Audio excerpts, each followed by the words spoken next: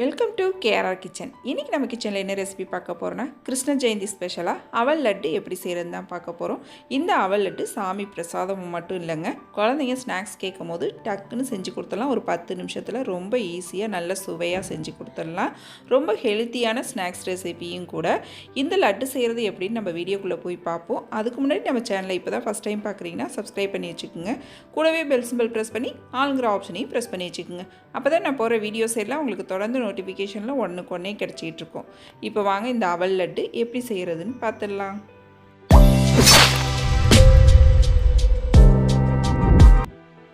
இப்போ அவல் லட்டு செய்யறதுக்கு 1 கப் அளவுக்கு அவல் எடுத்துருக்கேன். இந்த அவலை நல்லா சுத்தம் பண்ணிவிட்டு எடுத்துக்கோங்க. நெல் தூசுலாம் இருக்கும், எல்லாத்தையும் புடச்சிட்டு சுத்தம் பண்ணி எடுத்துக்கோங்க.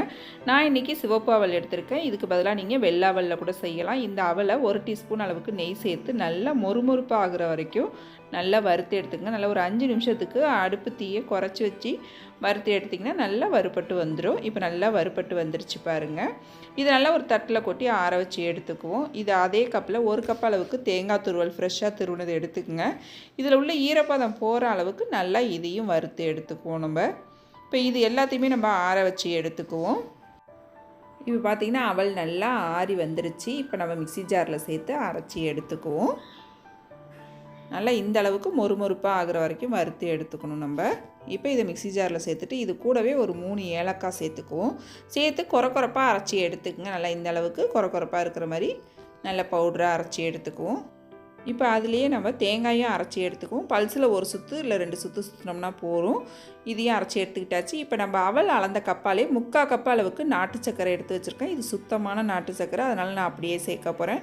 நீங்கள் இதுக்கு பதிலாக வெல்லம் அப்படின்னாக்கா கொஞ்சமாக லைட்டாக தண்ணி ஊற்றி கரைச்சிட்டு வடிகட்டி சேர்த்துக்குங்க. தண்ணி ரொம்ப சேர்த்துற வேண்டியில்ல. இப்போ இதில் ஒரு பிஞ்ச் அளவுக்கு உப்பு சேர்த்துக்கிறேன்.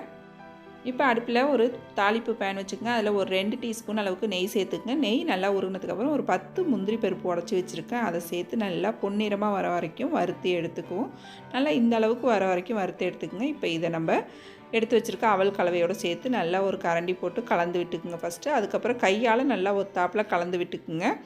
நல்லா இந்த மாதிரி கலந்து ஒத்தாப்பில் கலந்ததுக்கப்புறம் பிடிச்சி பாருங்கள். நல்லா பிடிக்க வந்துச்சு அப்படின்னாக்கா நம்ம லட்டை எப்படி பிடிக்கணுமோ அதே போல் பிடிச்சி வச்சுக்கலாம். இப்படி பிடிக்க வரல அப்படின்னா நீங்கள் இன்னும் கொஞ்சம் கூட நெய் சேர்த்துக்கலாம். நல்லா இறுக்கமாக பிடிச்சிங்க அப்படின்னாக்கா நல்லா ஈஸியாக பிடிக்கிறதுக்கு வரும் நமக்கு.